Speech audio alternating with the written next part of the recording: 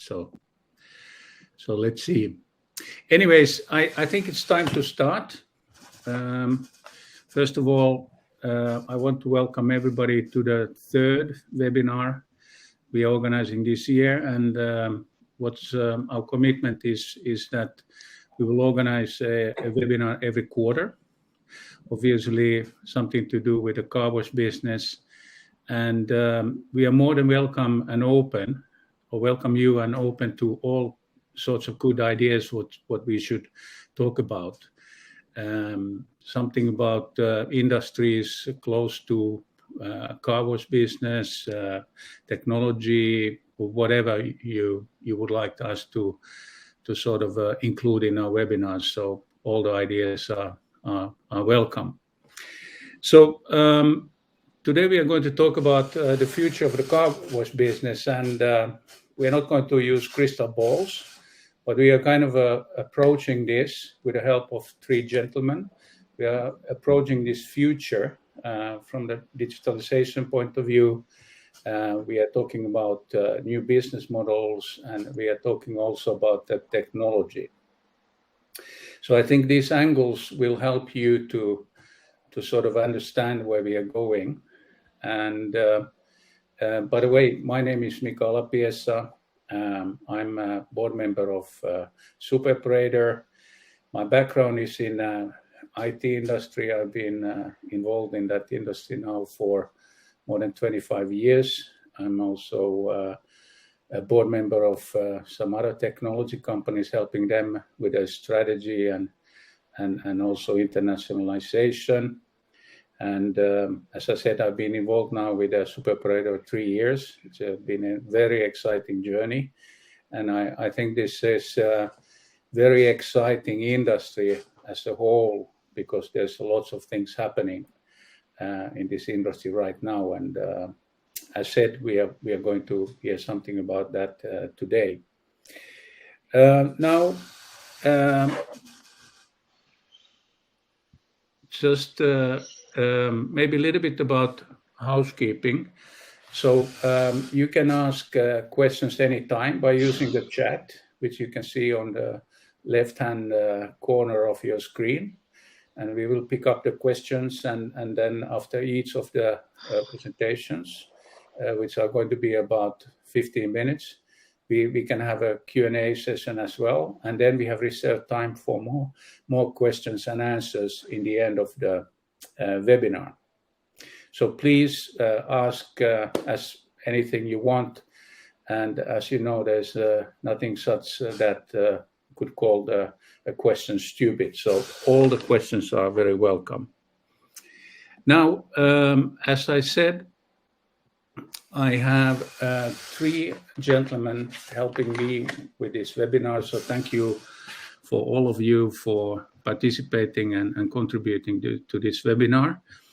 And as said, they're all going to make interesting presentations, which and this will be recorded, and the presentation can be shared with you as well. And we are talking a little bit later in the end of the webinar also how we can continue the discussion, because we have something called Superoperator consulting kind of a service, which is about you and us talking about specific needs of yours. So we will talk about that a little bit later as well. But without further ado, I would like to start by introducing our first speaker, Jaakko Lindgren. And Jaakko, I checked you. So first of all, thank you for joining us. And I checked you and your bio on the net, and I found a couple of very interesting sort of points about you. One said that you are a lawyer of a digital era, which is quite interesting, and I'm sure that we will learn more about that a little bit later. You are advisor to the tech companies. You advise companies on the business models, etc., etc. The rumors tell that you understand technology really well. There was a reference about you and big data in one of the websites. You're also a columnist, public speaker, and you are board member of have been board member of several tech companies, including Volt, which we all know in the sort of a delivery business. So I will hand over the floor, the digital floor, to you. You are going to probably help us to understand why digitalization is so extremely important for this business as well. So, Jaakko, please, it's all yours. Thanks, Mika, a lot. My name is Jaakko Lindgren, and I'm partner in Volt. I have a partner in Dottir, but as Mika said, I have very different kind of background. I have working in a big tech firm in Tieto, which is the biggest in the Nordics, and then I have also working with the venture capitalists and also tech firms more than 10 years. I have seen the whole startup movement in Finland and working with the investors and startups and growth companies. In a nutshell, this is my background. Then I have wrote one book, Digitalization, which is only in Finnish language. And then I'm columnist in the biggest business newspaper in Finland called Kauppalehti. This is my background for this presentation. My story today, how you can follow what is going on in the market. I guess that the best way to understand the digital market is follow the Sandhill Road, because Sandhill Road area is place in the States, in San Francisco, where the startups and the investors meet. And the Sandhill Road is a place of the venture capitalists. And always, if you want to see what will happen the next chapter and next in the business, please follow the Sandhill Road's investors, what they do at the moment. And I have story of this. First of all, they invest hardware. They invest Apple computers and other hardware companies. They started this in the late 70s and early 80s. They invest first in the computers hardware. Then, quite rapidly, they understand that software is a better business. Like they invest in the Microsoft. This is the photo of Bill Gates, and Bill Gates, some kind of police picture and painting of this. They invest in software. And then they invest many years in the different kind of hardware firms and then software firms. Then they understand that the world is changing, and now we have things called cloud computing. You don't need anymore invest your own servers, own infrastructure, and they start to invest software as a service firms. This was after millennium, and this was very big thing 10 years ago or 15 years ago in San Francisco, and nowadays as software as a service is a big business in everywhere in the globe, also in the every single European countries, and the valuation are very, very high in software as a service firms. What is the idea? Why are we speaking this kind of business? When we speaking also Superoperator in same time. The reason is that now and maybe 10 years ago or something, 8 years ago, venture capitalists in San Francisco and London, they understand that of course they can continue invest also in the software, but they can invest also companies which have a software, and then they change very standard or very traditional business model. And good example is a restaurant. When I was young, restaurant was place where we go and where we eat, and it's very standard and very strong and very traditional business model. And when venture capitalists arrive in restaurant and food market, they start to invest in the different firms which operate in the same model as a software as a service firms. Like they invest Uber Eats, which is food delivery firm. This is the best and biggest food delivery firm in the globe. And the whole firm changed the model that you must go to the restaurant and then you must eat there. This firm changed the whole platform. Of course, they need again and always restaurants, but they create the platform and they can operate the platform and they have the power in the whole business that they can control the platform where the customers are. And this is the change what the venture capitalists try to do. They combine very traditional business model and the digital platform. And then they create new kind of business areas. Other example, Deliveroo firm, which is very big in the different European countries. Now they try to take also other food business than restaurants. They want to take business that every single human order all food in the delivery platform, not anymore in the restaurant food. They changed the model, the shops model and the restaurants model in the one digital platform. And they continue. It's not anymore like one investment. It's one subscribe, like one.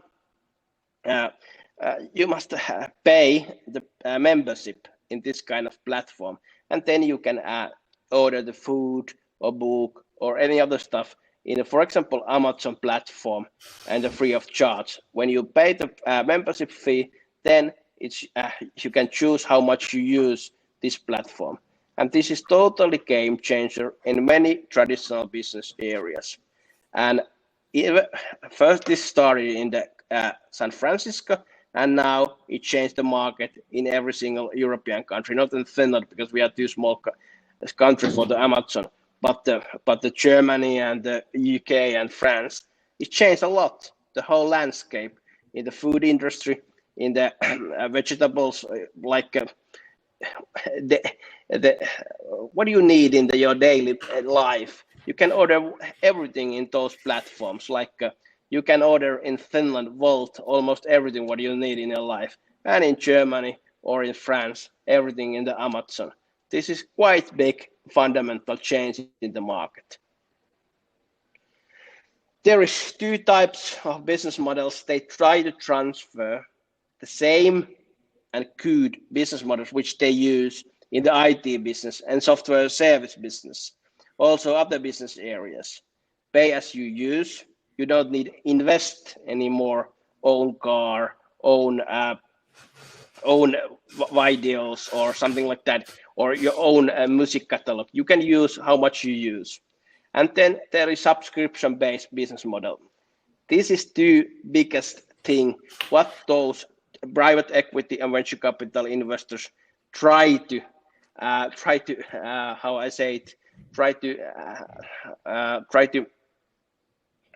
use in traditional business areas. And this is the big change in many areas in Finland and in Europe and everywhere also. And what will happen the next? If you want to see what will happen in next 5 years, please always look up what venture capital investors do in San Francisco, London, Berlin, or in Helsinki. Which business are they interested or they in target? Because you see first what they do now is a mainstream in 5 years or 10 years. This is the best way how you can see in the future. And also what they do at the moment, very big speed, how I say it. They try to use similar business models, what they use in the IT business, in other business areas, because they understand best software business. They try to use those same business models also in very traditional business areas like hotels, food, music, entertainment, and so on. And then when we look at the traditional players in the different market segments, of course, you can continue your old business. This is always option. But then you might have problem or maybe not. Some traditional business models are very, very good because you have very, very good customer relationship, and then you have very traditional and long-term customer relationships. But if I look at the younger generation, they want to use same kind of business which they use in their mobile telephone. They want to use everything in their life via their mobile telephone, as like a Spotify business model or in a Volt business model or so on. Again, which is difference between traditional world and this new digital world is that people, they don't want to invest a lot of money anymore or make a one payment. They want to make some kind of service models where you can use different kind of services, home delivery, and so on when you want, in one subscription base price or some kind of membership price. And when I look at Superoperator and your current business model and what will happen the next in this area, I will think that the car itself is not any more investment. It's not an investment in the one human. It's more like a service and service platform. And you can combine in some same platform many different kind of businesses. We have seen the same development in restaurant business and food delivery business. I'm 100% sure that the car business will follow the same roadmap what will happen in the food business. We will see similar development in the car business and car business areas. I guess that this is in a nutshell my core message to the audience. If you have any questions or comments, please ask those comments and questions. Thank you, Jaakko. So maybe I think that, so first of all, thank you very much for a very insightful presentation and comments. So I have actually quite a few questions in mind, but one is about, and this is also based on your close involvement in the let's say the restaurant business, Uber Eats type of business. How did the restaurants, did they first, like, how did they react on that? How did you, because I guess some did fight this kind of Uber Eats, Volt type of operators or actors, and some did embrace them. So what can you tell a little bit about, what happened there?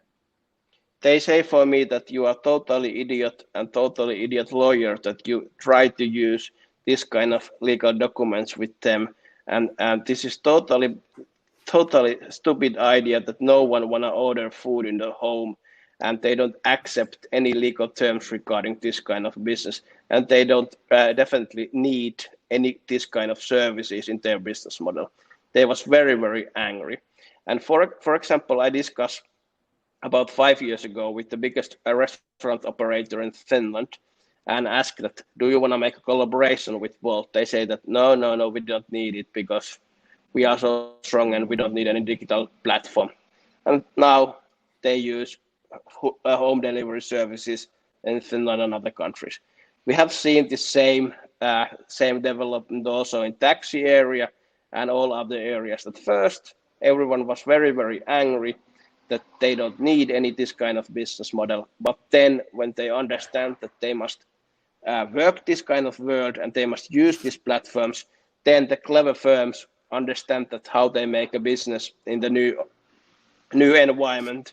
And some of these firms can make a very, very good business if they combine the modern way of business, make a collaboration with the platforms. And also they can continue some of these traditional business models as well. This is my experience.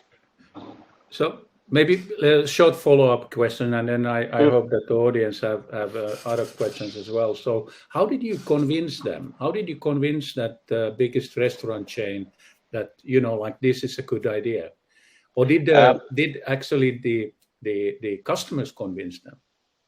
I guess that the COVID-19 was very, very good lessons learning for everyone.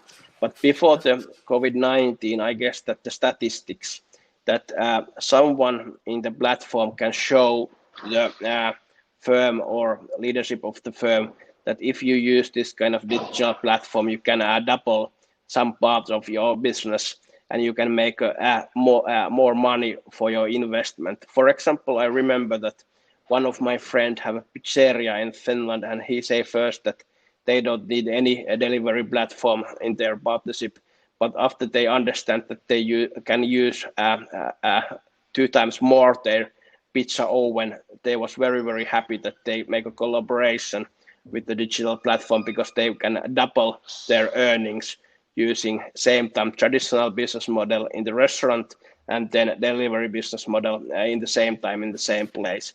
They was very, very happy. Okay, so let's take some questions. Anybody? Do we have any questions in the chat? Nicolas, do you have any questions, or is this a good segue? I guess you recognize some of this stuff from Jaakko. So Absolutely.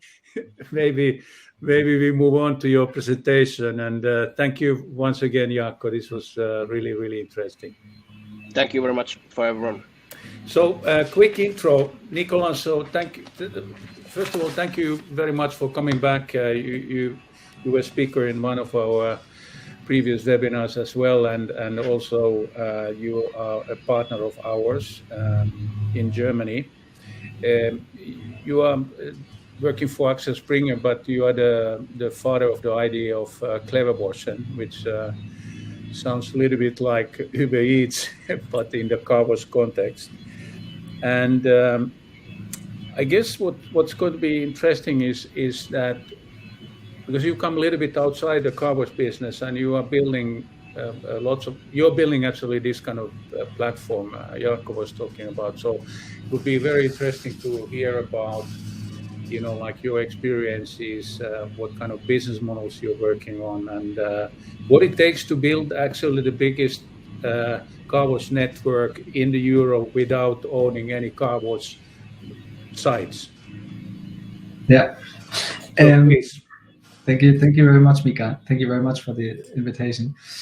So real quick, I'm Nico from Axel Springer, and I founded Cleverboschen internally in Axel Springer around 2.5 years ago. We started with the idea, and then it slowly grew, and now we're at quite a good point. But I will start off with something in regards to Axel Springer and our background, where we came from, because the thoughts that Jaakko just mentioned, we've been quite living those thoughts from the early beginning till the bitter end, and then till it went up again. I'll start from the beginning. So this is Axel Springer. He founded our media company in 1946, and the main purpose of the company was making news and publishing news. So Axel Springer is one of the biggest media companies in the world now. I think the biggest in Europe. And we have the biggest news publications in Germany. And so he started off with actually a TV register, because he wasn't allowed at first to have a newspaper. But then in 1948, he started with Hamburger Abendblatt, and then grew the business over the years, and it was a very, very good business. And in 1999, we thought, okay, we're on top of the world. The business was thriving. The Bild newspaper had, I think, a sold edition of 4 million per day. So 4 million newspapers were sold per day at the shops. And this was mainly the picture that everybody saw in the trains and everywhere. Everybody was consuming news through paper. And so the business was extraordinary. All the employees had big fancy cars and only drank fancy sparkling water. And then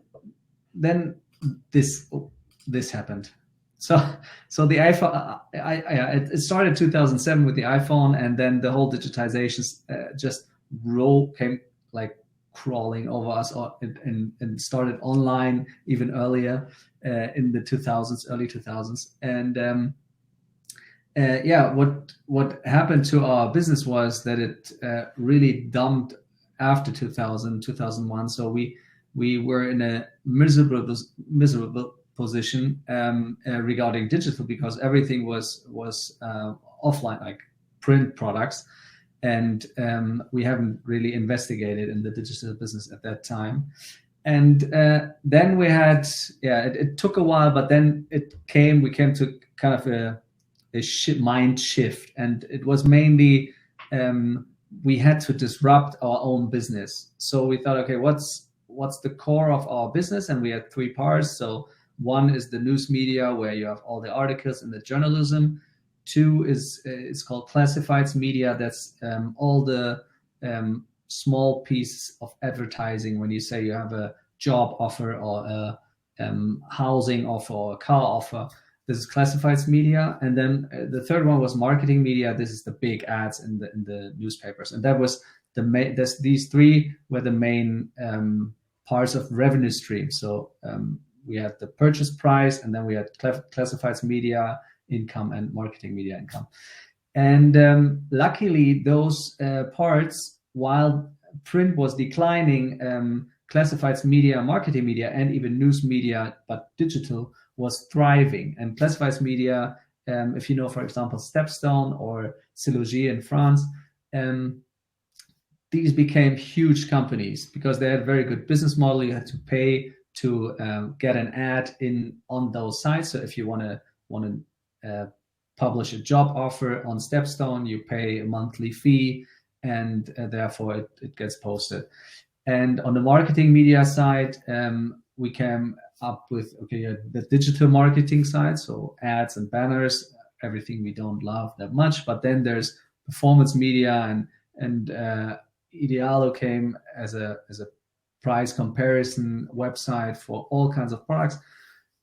So we very much diversified our business and digitized it rapidly. And this is, I think it's from 2018. So from 1% of digital revenue in 2006, we came to 71%. Now it should be even more in 2018.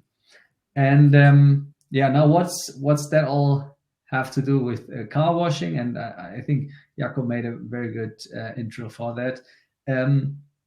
We had one main, not issue, but possibility or opportunity in the car washing market. And that's, we have in Germany something around 50 million cars, and only half of it, I think it's even less than half of it, wash their car more than 4 times a year. So we have 25 million cars washing their car 0 to 4 times a year, and that's really not what, I mean, everybody likes a clean car, and then why don't they wash it more often? And I think the main problem is that the focus on the user, as it is everywhere. And that's mainly the user experience that we have and still have at, not everywhere, but some stations, that you have a lot of steps to get your car washed, and it takes a long time, and you don't know how crowded it is at the station, and you may not know how the station works because you are there for the first time. And that's what we're going to change with the digital solution of Clever Waschen. And we started with our app. So we have one app, all stations inside. So it's you have like 15,000 stations in Germany. We have the best offers that the operators offer to the customers. You can pay in the app. We will even have the webcam feature, so you can see how crowded it is at the station. And then we have a license plate recognition in the app. So you just put your license plate in there, you drive to the station, you get recognized, you get washed, and that's it. And for the operator side, we work closely with Superoperator. That's why I'm sitting here. And the main idea is through this digitization that we have a very much higher impact on utilization rate, because that's quite low at the moment. So it's an average 20-25%. And as Jaakko said, if the pizzeria guy managed to double his sales through a digital platform, that's mainly what we are aiming for. So 25% is not much. Let's give it a try to get it to 50%, and then more customers through mobile payment, reliable technology, and efficient marketing, which we think as a media company we can really, good provide, because we have a lot of experience with marketing, and as you can imagine, we have plenty of reach to do so. And that's what we are doing right now in Germany. We will go abroad into Europe and the other European countries, as Axel Springer is in several countries with big media outlets.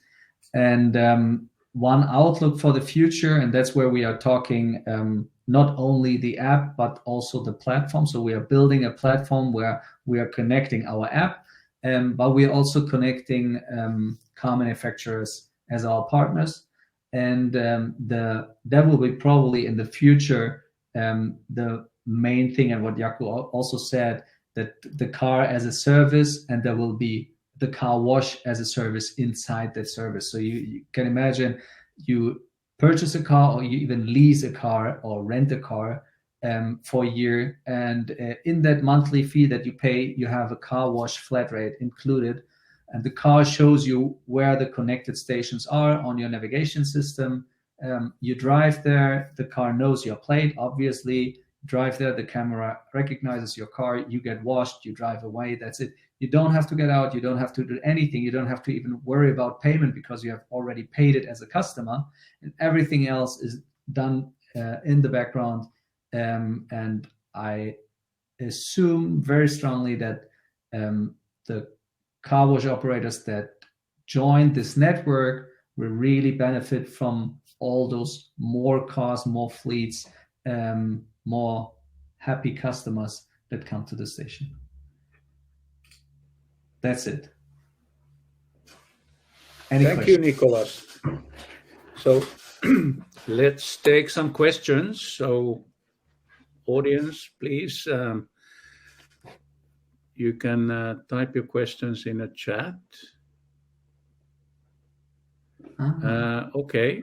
Oh, there's Jaakko. There's a question for you, but we will save that question from Hide to the end. So do we have any questions for Nicolas?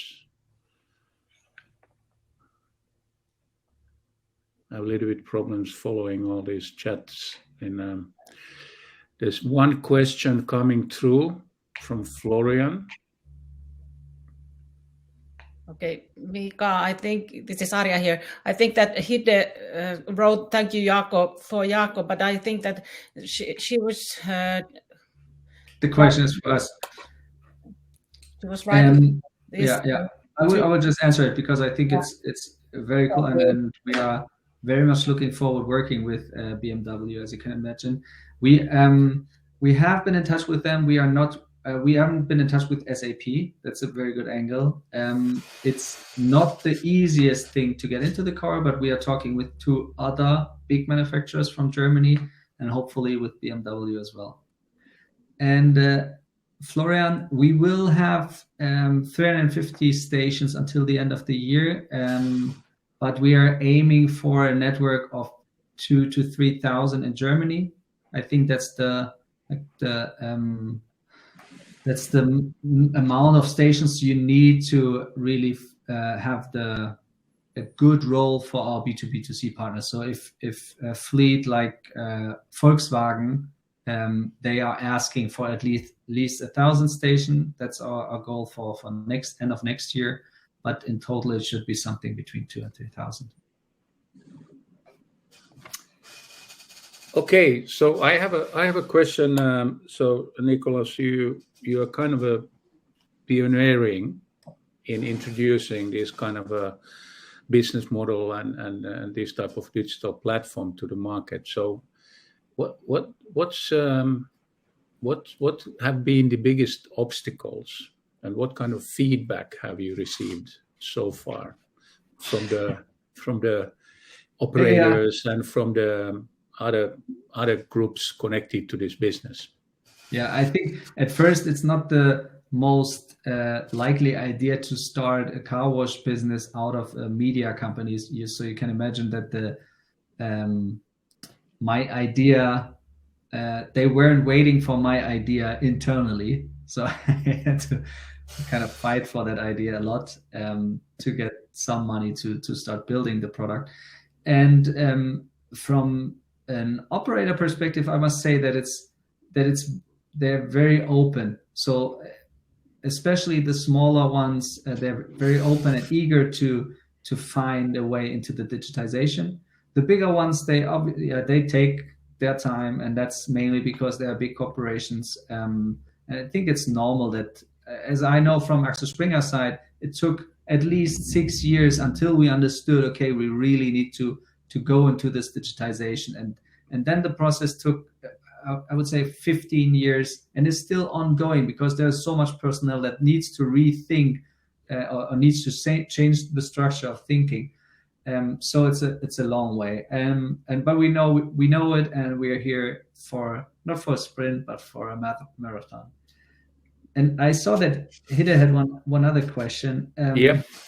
Regarding the Dutch market. Yeah, I'm very much looking forward to enter the Dutch market, or to at least speak to the operators there, because people are so much more digitized in the Netherlands. So it would be, I think it's, at least I know from the digital parking side. So there it's like 80% use digital parking. In Germany, it's like 4%. So I think it would be a very, very nice step into the Dutch side. Yeah. So I'm looking forward to it. But we first need to cover Germany a little bit more. And here we have also, as a super operator, we have our eyes on the Dutch market. So I would be happy to talk to you about our plans. It's a very interesting market to us. I have one more question, and then we have to move on. You mentioned the B2B market, Nicolas. So often we think about B2C when we're talking about these kind of mobile apps, but what can you tell about your plans for the B2B market? How do you want to accelerate that? You mean the OEMs or the operators? Operators. The operators. Yeah, we will start definitely, or we will have bigger operators coming up over the next month. So we are talking to all the big ones, and we will have the sales team for the smaller ones to really go there, and we will start building a portal like a web portal where they can register, so everybody can just come to a website, look at their own data. If it's not correct it, and own their own station, and then start having some, I don't know if they like to, some advertising pushes through our platforms, and we use the whole Axel Springer network. So if you would like to, you can just come to us. We make a short agreement and we push your station. And then the third step is the digitization of the station, which is then the full package. And we would like to really automate this whole process.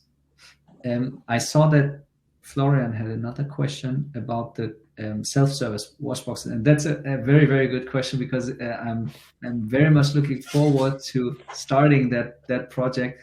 I can't say much about it, but we are starting a pilot with, I would say, the biggest German self-service wash box producer, and that will be in October.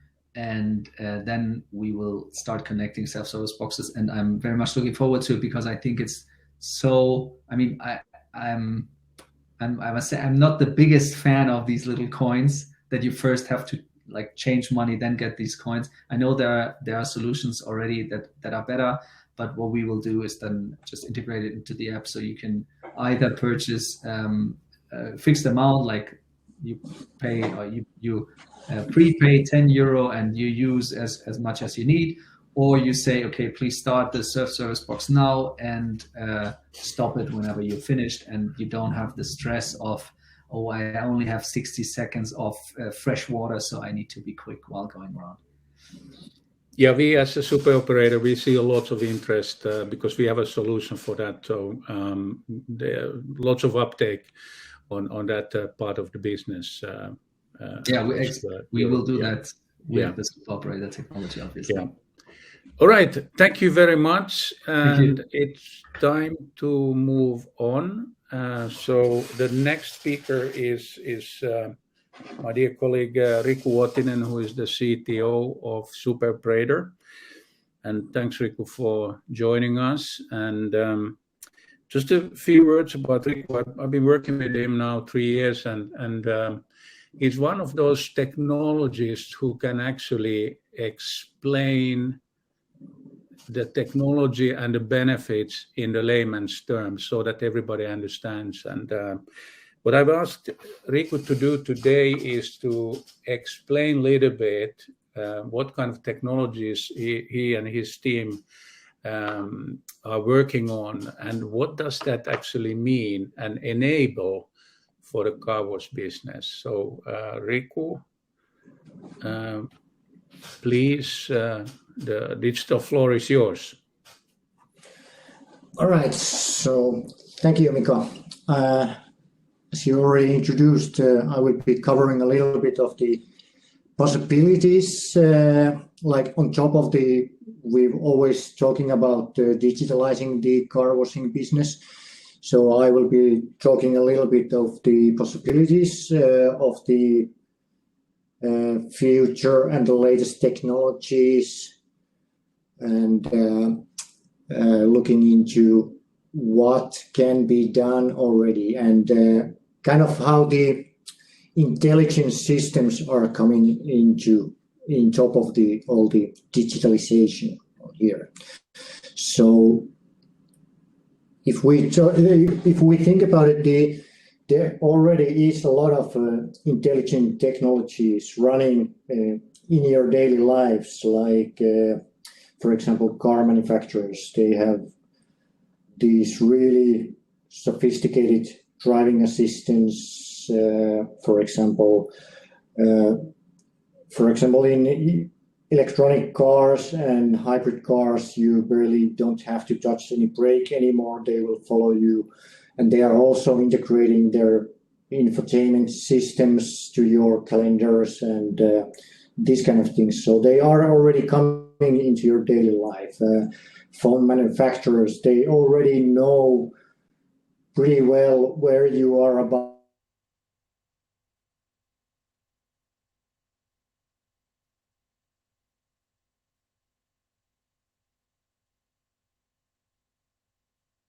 in given time of your daily routines and these kind of things.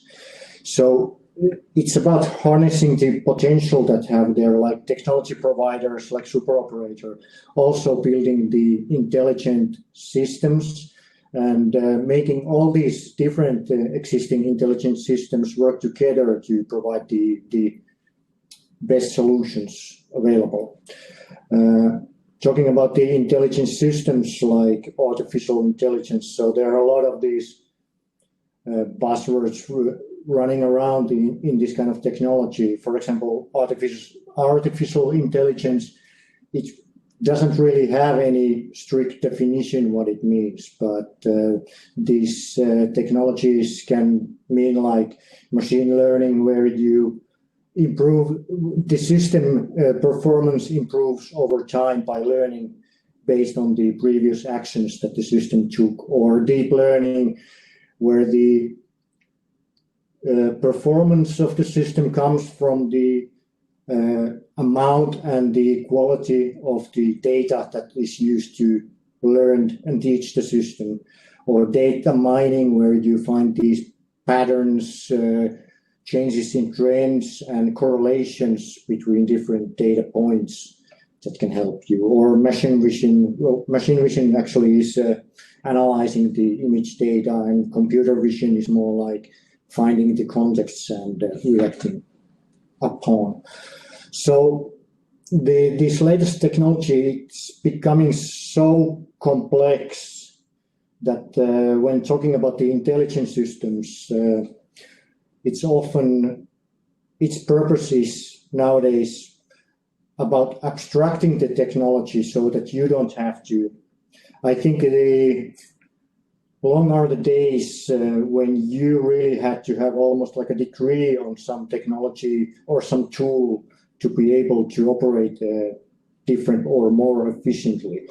So nowadays, intelligent technology, it's more like stepping into game and start providing you this helpful information or providing or assisting you in the daily life. So when we are talking about the intelligent system in car washing business, you really cannot bypass the importance of data. So if you're running a business digitally, you already are gathering a huge amount of data of your customers, of all the payments, your products, and washing behavior. So the intelligent systems can really help you kind of identifying the changes in trends, recognizing different patterns in the customer behaviors and your operations, and even finding correlations in surprising places where you cannot find them. So one important thing is of all the data, operational data that you're already collecting, letting the intelligent systems to enrichment the data that you're collecting with the more contextual data available, and combining this data to your operational data. Like you can find already really detailed weather conditions, what's the road conditions at the site, and these kind of things, humidity, temperature, these kind of things. You can find the really detailed traffic situation tied to different service stations, which already help you and intelligent systems to analyze this. You can tie all your marketing campaigns, customer engagement actions, all these kind of operations that you do with your customer base or intended customer base. One important thing is that you can collect all the like chemical flows, equipment, sensory data, combine this data with all the data that you're collecting. Maybe even surprisingly, you can also, combine the data like all the personnel that you have operating the site at the moment. What do you know about the customer flow? What's the sales throughput and these kind of things? And really importantly, getting the feedback, reviews, reclamations, this kind of thing also in place for being able to analyze how you operate and these kind of things. So apart from maybe the traditional tools that you will be provided when digitalizing your business, like business tools, performance indicators, intelligent systems, they will be more like collaborative, like business assistants. They can start helping you on that. So that's one thing on the latest technology that can be utilized. And maybe another technology examples that can be given on the latest area is like Nico, for example, mentioned these Q cameras having this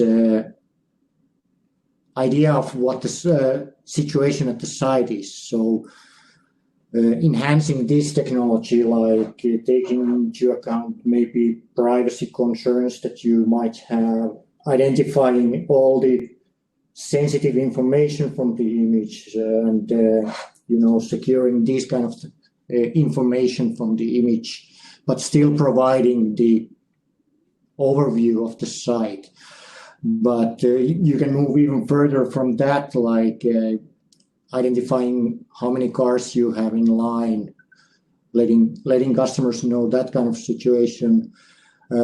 But when I mentioned abstracting the technology behind it, can go even further. You can give a proper estimation of for the customer arriving at site or planning to arrive at site. What's the estimate time to this customer to reach the service, and what would be the actual throughput time in the service? So, abstracting this kind of thing and providing just the important information that the customers may need to there. Identifying car brand and model, and these kind of things can come in many different using many different technologies and ways to obtain this information. It can be identifying these things, for example, in the camera, using the cameras, or getting this kind of information from the customers or the vehicles, VIN numbers or whatever, and utilizing this kind of data. Predicting the dirtiness of the vehicle, for example, again, this can be achieved in many different ways, using cameras technology, using some kind of other sensory technology, or even just by analyzing the different data available, your wash history, how long it has been since you washed, what has been the weather conditions, how much you have been driving since then, and just to get the idea and the prediction of what's the situation with the car that you're about to wash. Intelligent customer flow steering can be used, for example, to overcome the rush hours and help ease out and distribute this customer base over the network and over different times, for example. Utilizing the existing contextual awareness, this means pretty much utilizing the existing intelligent technologies like the artificial intelligence that you have on your phone, for example, which already knows when you're about to move and where, and these kind of things. Vehicle systems and vehicle sensory data. So again, as Nico already mentioned, you might already have some kind of payment plan, for example, attached, or service plan attached to your car.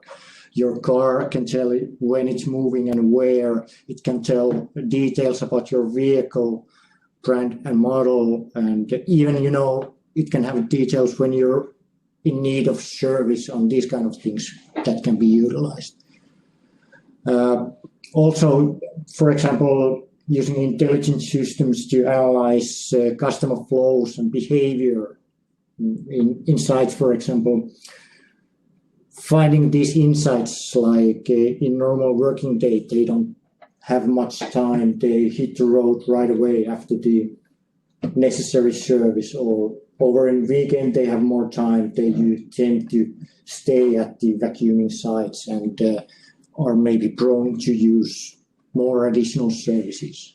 So we already have these kind of technologies available, and it's just a matter of utilizing and combining these different sources of intelligent systems. So maybe going into some example applications that could be used in this kind of industry. First example is for the operators, having like a business assistant, which would be fully data driven, which would be collaborating on the site, so it would be proactive use of the intelligence systems, giving you insights, finding you maybe what human cannot see from all the collected data, finding these correlations that did you know that after this kind of weather season, you always get some peaks on there, or suggesting these campaigns that now it looks like we have previous experience that this has worked. After this, it's getting slow. Now it could be a time to put up some different campaigns and, finding these changes, even subtle changes in trends. And so really kind of bringing in the another player that apart from the obvious that humans, and when you're knowing your business already, what you already know, but helping and collaborating on that. Another example could be car manufacturer branded service. So there could be manufacturer has approved these kind of washing programs, or they could be branded or just purely on the car manufacturer. They could be selected service providers. It can even be like a special attendance. So let the site owners and the operators know that you're arriving on the site. It can be speed lane to achieve the service and these kind of things that could be easily built and branded. It could be environmental friendly and convenient service. So you could adapt the applied chemicals based on the dirtiness of the car, or even taking the pain of deciding what kind of wash and when you would need by selecting to suitable interval when you should be washing the car, selecting the wash program planned already, and having it exactly as the, for example, car manufacturer and the washing operators are suggesting that you should take care of your car with environmental friendly way, for example. It should adapt your daily routines by analyzing when you're on the move, when you have time, and also suggesting locations when the services are available easily and most convenient way. It could be this kind of going in more into this personal assistant way kind of services. For example, it could be infotainment system, for example, in a car. Let's say that you're going into your business meeting and it starts within 50 minutes, but you will be arriving already in 30 minutes. And it could be suggesting, the infotainment system itself, it could be suggesting that, hey, we have on the way, we have this fun, wonderful digital service. Would you like to try this out? We have prepared it for you. Just drive there and they will meet you there. And you can automatically drive in, get serviced. So it could be utilizing these, whatever the personal assistants that already know your mobile devices that you're using already, and start suggesting that you use services based on your daily routines. It could be even this kind of location aware tryout, which means that based on where you are, you could be suggested that, hey, would you like to try these new and convenient digital services? You don't even have to install any application on your phone. We can start suggesting you these kind of services just based on your location. You can pay with the built-in payment methods that you have already configured in the mobile applications. So really putting these different players, existing intelligent systems work together, like car manufacturers, service providers, phone manufacturers, and technology and platform providers like Superoperator, and combining all the intelligence available today and make it even better. So, yes, thank you. That's kind of a brief overview of what is already capable provided by technology. Thank you, Riku. Very interesting stuff, and I think, you know, like for some of us, this might seem a little bit like a science fiction, but it's actually a reality already now. And I guess one of the challenges is that how do we help our customers and the players in the industry to utilize this type of technology. So we are running out of time. So we have, are there any questions for Riku? If not, I just want to ask one, and please give a very short answer.